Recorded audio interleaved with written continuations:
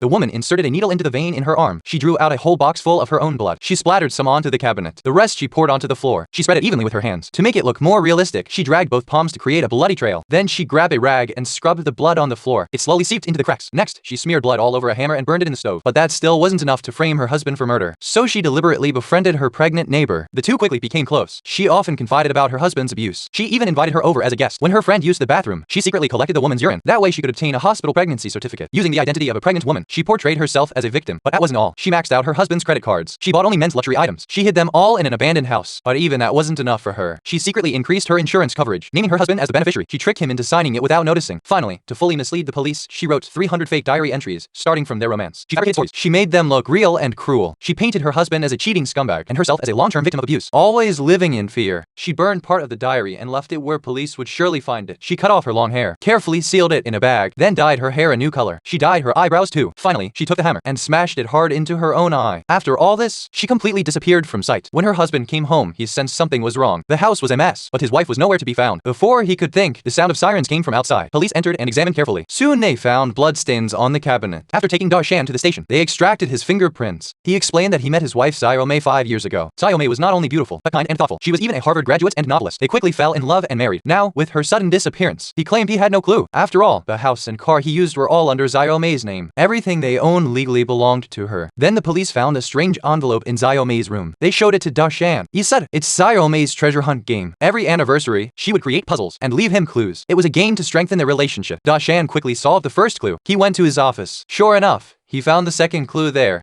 The police also found a woman's item. They mocked his taste while sealing it in an evidence bag based on the second clue. The destination was a place called the Brown Cabin, but Da Shan pretended he didn't know where it was. Late that night, he drove to a small cabin alone. Sure enough, he found the third clue on the table. Clearly, he had lied to the police. Just then, the police appeared at the door. They had followed him all the way. While chatting, he quickly hid the clue. He said it was his father's old house. He claimed he visited it every week and that the house was blue, not brown, so it didn't match the clue. In fact, his father's name was Brown, which sounded like brown in English. This house was the Brown Cabin, but the police didn't realize that and believed him. They let him go. The next day, Xiaomei's parents arrived. They heard about Roosting. They immediately held a press conference. Da Shan acted deeply saddened. He announced Xiaomei's disappearance in front of cameras. He hoped, with the help of the public, to find his missing wife soon. But when the press started taking photos, something happened. She stood next to Xiaomei's photo and inexplicably started smiling. Da Shan acted very strangely. He greeted everyone warmly. He even took face-to-face selfies with pretty women. Despite his wife's disappearance, he showed no sign of worry. His odd behavior quickly made headlines. The media reported heavily. They called him a scumbag. His wife was still missing, yet he seemed so relaxed. Soon, Da Shan received a text message. As he opened the door, a young woman rushed inside. It was his mistress who had come to find him. He had ignored her for days. Da Shan helplessly explained, "This is a sensitive time. If anyone discovered his affair, he could never clear his name." The next morning, he urged his mistress to leave quickly. She thought she hid well, but his sister caught her red-handed. His sister angrily scolded him for cheating. Even those around him began to doubt him. Sure enough, that night at the rescue rally, before Da Shan could speak, Xiaomei's best friend appeared with her baby, shouting whether he knew Xiaomei was pregnant. This shocking revelation plunged the event into chaos. The media went into a frenzy. Reporters swarmed him. They bombarded him with questions. He panicked and hid inside a police car. The police soon questioned him, but Da Shan insisted he didn't even know that so-called friend. Then police showed him a photo of Xiaomei with her. They looked very close. They also revealed his credit card debts. The bills showed luxury items he had supposedly bought. Worst of all, Xiaomei's insurance had suddenly been increased, with Da Shan listed as beneficiary. Then police got a call from the hospital. They confirmed Xiaomei was pregnant. All the evidence suggested Da Shan murdered his pregnant wife, but Da Shan was furious and confused. His wife had vanished, and now he was accused of murder. He smashed a glass in anger. After police left, he slowly calmed down. He had to prove his innocence. He began searching for the next clue. Suddenly, he remembered something. He opened a small cabin. What he saw left him stunned. Inside were piles of men's luxury goods. If police found this, he would look even more guilty. Before marriage, Da Shan was funny, talented, and he fell in love with Xiaomei at first sight. They married quickly. After marriage, Xiaomei quit her high-paying job and became a housewife until Da Shan suddenly lost his job. He wasted his days doing nothing. He spent all of Xiaomei's money and cheated on her. He was nothing like before marriage. He became a total freeloader.